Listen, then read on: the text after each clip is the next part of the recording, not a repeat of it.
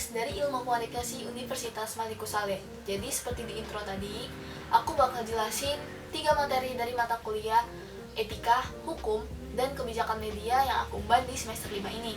Pembahasan kali ini nggak akan jauh-jauh dari yang namanya wartawan ataupun jurnalis. Apa sih itu etika? Nah, perlu kita ketahui bahwa etika itu adalah suatu ilmu soal hak dan kewajiban dan soal baik dan buruk.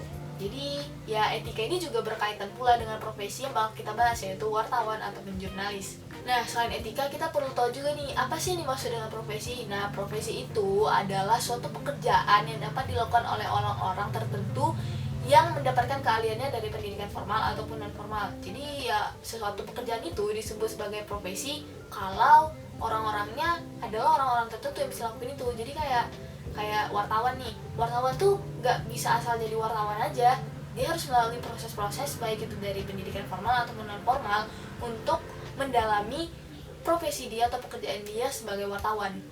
Jurnalis ini merupakan sebuah profesi karena dia memiliki kode etik pula yang mengatur dalam pekerjaannya. Nah, kode etik ini merupakan Jadi, kode etik wartawan ini merupakan kode etik yang mengatur apa sih yang boleh dilakukan dan apa yang nggak boleh dilakukan sama seorang wartawan ataupun jurnalis. Jadi ya ini kayak mengatur jalan mereka sebagai wartawan gitu, jadi biar nggak salah langkah aja. Di Indonesia sendiri dikenal ada 3 organisasi yang menaungi jurnalis. Yang pertama itu adalah PWI atau Persatuan Wartawan Indonesia. Dan yang kedua adalah Aliansi Jurnalis Independen Indonesia atau AJI. Dan yang ketiga adalah PWI juga, tapi ada tambahan reformasi belakangnya. Nah, pada satu pertemuan bersama, ketiga organisasi ini bermufakat untuk menyatukan kode etik yang akan mengatur profesi jurnalis di Indonesia atau dikenal sekarang dengan nama Kode Etik Wartawan Indonesia atau KEWI. Melalui kode etik ini, wartawan Indonesia akan menghormati hak masyarakat Indonesia untuk mendapatkan informasi yang benar. Nah, untuk pengawasan dan pemberian sanksi atas pelanggaran dari kode etik ini diberi kepada jajaran pers dan organisasi yang telah dibentuk. Jadi kalau kalian mau tahu apa sih isi dari kode etik wartawan Indonesia, kalian bisa cari di sini. Atau ya langsung aja cari di Google kode etik wartawan Indonesia, nanti bakal keluar, atau klik link yang ada di description box di bawah, oke? Nah, selanjutnya aku bakal jelasin mengenai pedoman media cyber. Nah, mengenai pedoman dalam media cyber, ada beberapa hal yang harus diikuti. Yang pertama itu adalah verifikasi dan keberimbangan berita. Dalam penerbitan berita media cyber, harus melalui yang namanya proses verifikasi. Nah, walaupun begitu, ada beberapa berita yang diperbolehkan tidak melalui proses verifikasi ataupun menunda dulu proses tersebut, tapi harus memenuhi syarat. Seperti syaratnya, berita tersebut harus benar-benar penting dan mendesak. Kemudian, sumber utama atau sumber pertama jelas dan kredibel. Dan yang selanjutnya, subjek yang terdapat dalam pemberitaan tersebut tidak jelas keberadaannya atau tidak diketahui. Kemudian, media memberikan informasi kepada pembaca atau kepada publik bahwa pemberitaan tersebut memang sedang melalui tahap verifikasi, namun karena keadaan mendesak atau hal semacamnya, berita tersebut lebih dahulu dipublikasikan daripada mengutamakan yang namanya proses verifikasi.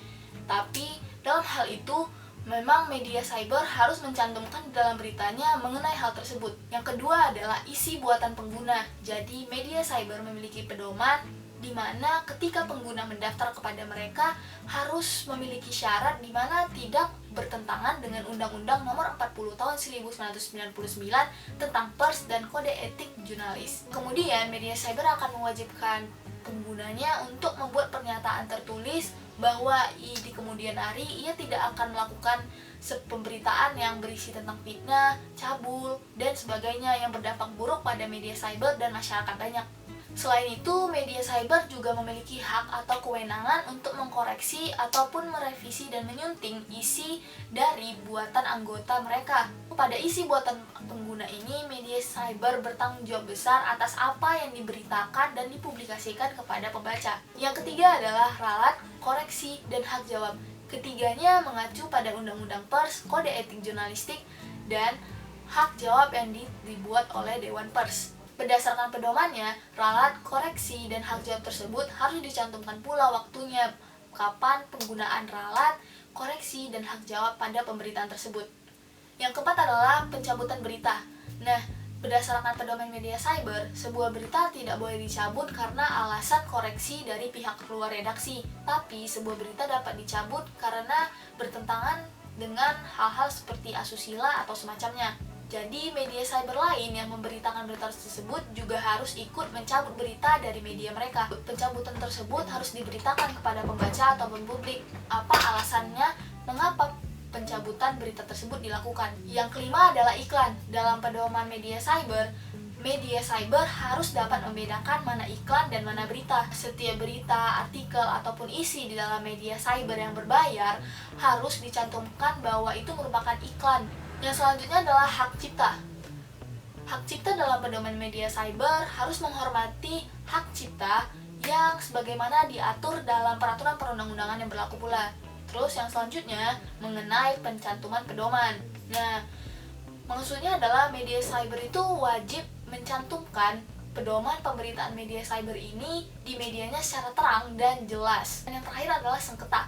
Penilaian atas sengketa mengenai pelaksanaan pedoman pemberitaan media cyber ini diselesaikan oleh Dewan Pers. Buat kalian yang pengen baca mengenai pedoman media cyber, boleh banget untuk klik link yang ada di description box. Oke? Jadi biar kalian bisa baca dan lebih memahami lebih dalam mengenai pedoman media cyber. Oke, jadi itu aja yang dapat aku jelasin dari ketiga materi tersebut. Mungkin ada kritik dan saran bisa kalian tulis di bawah. Dan semoga informasi yang aku berikan menjadi ilmu baru buat kalian yang bukan anak komunikasi atau mungkin anak komunikasi tapi belum belajar ini. Jangan lupa like, komen, kalau mau subscribe boleh, karena ini juga cuma tugas tapi ya ayolah bantu. Dan jangan lupa untuk tetap jaga kesehatan, pakai masker, jaga jarak, dan tetap cuci tangan ya.